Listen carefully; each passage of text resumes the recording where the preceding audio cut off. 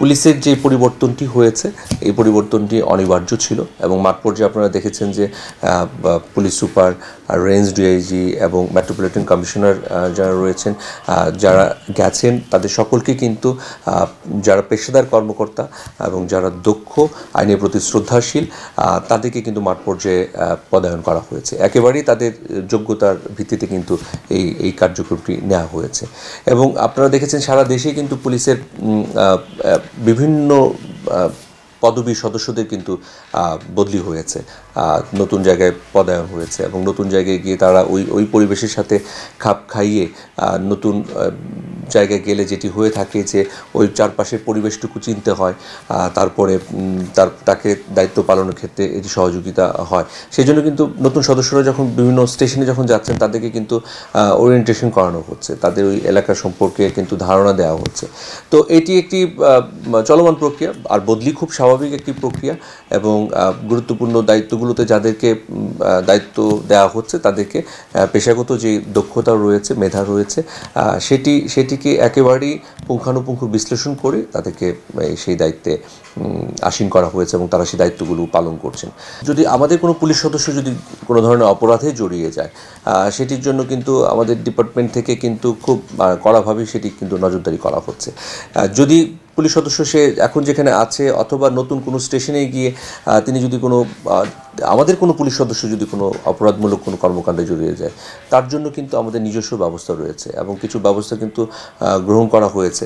যদি দেখা যায় যে শৃঙ্খলাজনিত কোনো কারণ থাকে, সেটি যেরকম হয়ে থাকে, পাশাপাশি যদি অপরাধমূলক কোনো কর্মকাণ্ডে তিনি জড়িয়ে যান, সেটি হয়ে থাকে। পাশাপাশি আইনে যে কথাটি বলা আছে যে আইন যে আলোকে তার দায়িত্ব পালন করার কথা, সেটির যদি ব্যত্যয় ঘটে থাকে সেটির জন্য কিন্তু আমাদের ব্যবস্থা রয়েছে। সুতরাং যদি কারো বিরুদ্ধে কোনো ধরনের সুনির্দিষ্ট অভিযোগ থাকে, আমাদের কিন্তু আইজিপিস কমপ্লেইন মনিটরিং সেল রয়েছে।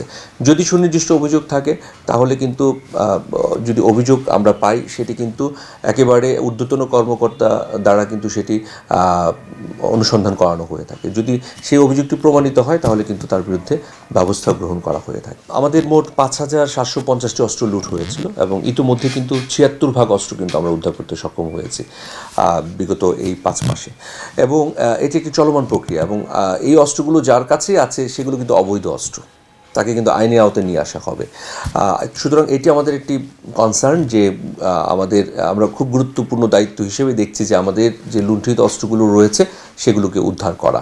তো এই কার্যক্রমটি খুব জোরেশোরেই চলমান রয়েছে, প্রতিদিনই কিছু না কিছু অস্ত্র উদ্ধার হচ্ছে, কারণ এই অস্ত্রগুলো দিয়ে যেন অপরাধীরা কোনো ধরনের অপরাধ সংগঠন করতে না পারে, সেজন্য কিন্তু আমাদের বিশেষ নজর রয়েছে। সুতরাং এই অস্ত্রগুলোকে কীভাবে দ্রুত আমাদের যে বাকি 24% অস্ত্র যেটি এখন উদ্ধার হয়নি সেটিকে কীভাবে আরও দ্রুত উদ্ধার করা যায় সেজন্য কিন্তু আমরা কাজ করছি এবং সেই লক্ষ্যে পার্টিকুলারলি এই বিষয়ে বিশেষ নজর দেওয়া হয়েছে। আমাদের যে গোয়েন্দা নজরদারি সেটি বাড়ানো হয়েছে। পাশাপাশি জনগণের কাছ থেকেও কিন্তু আমরা বিভিন্ন সময় বিভিন্ন তথ্য পেয়ে থাকি অস্ত্র উদ্ধার সংক্রান্ত। তো আমরা আপনাদের মাধ্যমে আহ্বান